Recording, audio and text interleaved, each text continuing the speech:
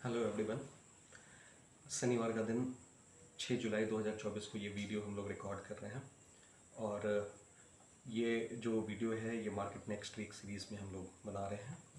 सो यहाँ पे हम लोग ये देखेंगे कि मार्केट का जो परफॉर्मेंस इस वीक रहा वो कैसा रहा है और आने वाले वीक में मार्केट का परफॉर्मेंस कैसा रह सकता है। तो सबसे पहले शुरू करते हैं ग्लोबल मार्केट से। तो ग्लोबल मार्केट में जो हमारा इंडिकेटिंग मार्केट रहता है या जो आप ये कहें कि जो लीड मार्केट होता है वो हमारा यूएस का मार्केट होता है। यूएस मार्केट में अगर ब्रॉडर इंडेक्स की बात करें तो एस एन पी 500 इंडेक्स जो है वो लगभग 2% तेज़ी के साथ में बंद हुआ है पिछले वीक। इस वीक के हिसाब से अगर हम लोग देखें सोमवार से शुक्रवार जो मार्केट का परफॉर्मेंस वहाँ पे रहा है वो 2% तेज़ी के साथ में वहाँ पे S&P 500 क्लोज हुआ है। नास्डैक टेक्नोलॉजी स्टॉक रिलेटेड जो इंडेक्स वहाँ पे है यूएस का, वहाँ पे लगभग 3.5% की तेज़ी रही है। सो यूएस मार्केट तेज है, वो ऑल टाइम हाई की टेरिटरी में ट्रेड कर रहा है और सेंटिमेंट्स अभी वहाँ पे आप ये कह सकते हैं कि कोई खास निगेटिव नहीं दिख रहे हैं। तो कोई करेक्शन या बहुत ज़्यादा करेक्शन की गुंजाइश अभी नहीं दिखती है। इन केस अगर कोई बैड न्यूज़ आती है तो डेफिनेटली यहाँ पे चीज़ें बदलती हुई दिखाई देंगी। इंडियन मार्केट में अगर देखें तो सेंसेक्स और निफ्टी की अगर हम बात करें तो ऑलमोस्ट इस वीक की परफॉर्मेंस में 1% की तेज़ी निफ्टी में आप देख सकते हैं। 1% से थोड़ा सा ज़्यादा तेज़ जो है वो निफ्टी रहा है। मिड कैप और स्मॉल कैप में तेज़ी आप देख सकते हैं। मिड कैप लगभग 2.25% की तेज़ी के साथ में बंद हुआ है। पूरे इंडेक्स की मैं बात कर रहा हूँ। और अगर स्मॉल कैप इंडेक्स की बात करें तो लगभग 3% तेज़ी के साथ में स्मॉल कैप इंडेक्स बन रहा है। मिड कैप स्मॉल कैप ये और इनफैक्ट निफ्टी के जो लेवल्स हैं वो ऑल टाइम हाई के आसपास में चल रहे हैं। निफ्टी में अभी भी हीट आप ये कह सकते हैं कि बाकी है। सेंटिमेंट्स जो हैं अभी भी पॉजिटिव दिख रहे हैं। तो आने वाले वीक में भी ये चीज़ें दिखाई देंगी। जो टारगेट हम लोग देख पा रहे हैं या फिर ये भी हो सकता है कि 24,500 का भी लेवल जो है वो निफ्टी टच करते हुए हमें कमिंग सेशंस में दिखे। इसके अलावा इस वीक अगर हम लोग देखें तो लास्ट जो फ्राइडे का परफॉर्मेंस रहा है तो रुपी का डिप्रिशिएशन देखा जा सकता है डॉलर के अगेंस्ट में। तो रुपी जब डिप्रिशिएट होती है डॉलर के अगेंस्ट में तो होता क्या है, रुपी का पावर घटता है।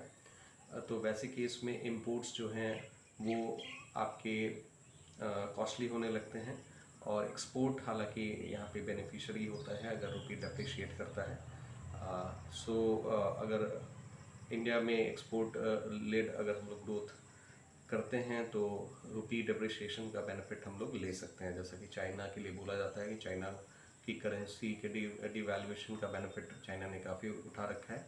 और अगर किसी कंट्री की करेंसी जो है डॉलर के अगेंस्ट में डिप्रिशिएट होती है तो उस कंट्री को इंपोर्ट में घाटा होगा।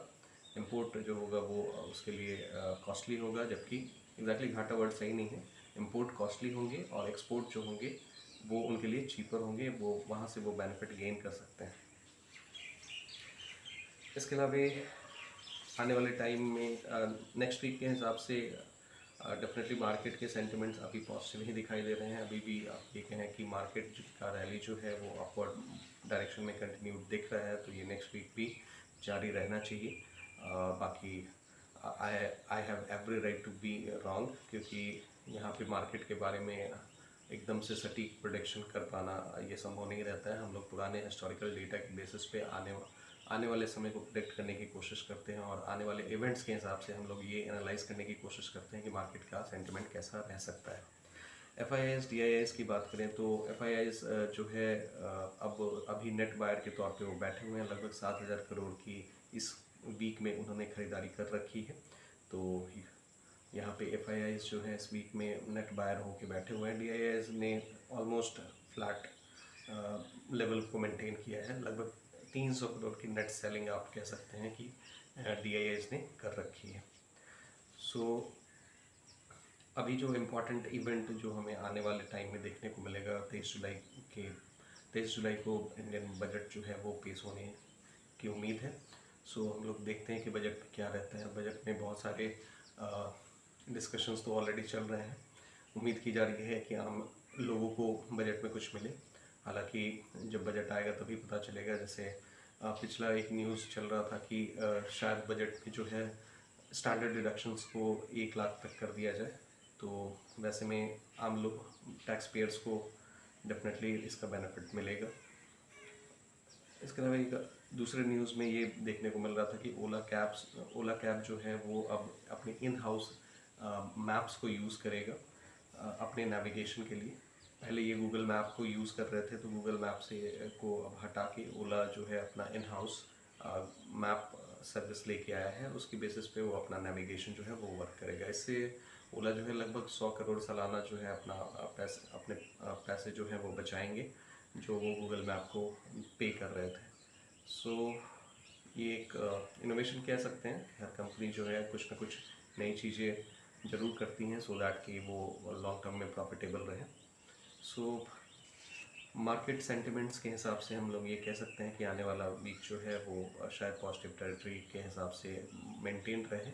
अभी भी सारा जो मूवमेंट है वो पॉजिटिव की डायरेक्शन में ही है। कोई अलग से बैड न्यूज़ डायरेक्टली हमें अभी दिख नहीं रहा है।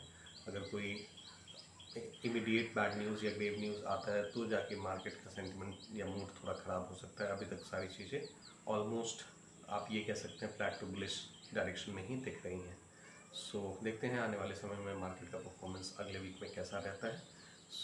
अगर आपको लगता है कि इस वीडियो से आपको कुछ भी वैल्यू मिला है तो आप इस वीडियो को लाइक करें, इस चैनल को सब्सक्राइब करें। और अगर आपकी कोई क्वेरी है तो नीचे कमेंट बॉक्स में ज़रूर मेंशन करें। एक चीज़ और यहाँ पे डिस्क्लेमर आप ज़रूर नोट कर लें कि यहाँ पे जो भी डिस्कशंस हैं वो प्योरली एजुकेशनल पर्पस के लिए हैं। यहाँ पे कोई भी सजेशन या इन्फ्लुएंस यहाँ पे नहीं किया जा रहा है। और अगर आपको कोई बाई सेल की पोजीशन बनानी है तो अपने पर्सनल फाइनेंशियल एडवाइजर से ज़रूर आप सलाह लें। Thank you for your participation.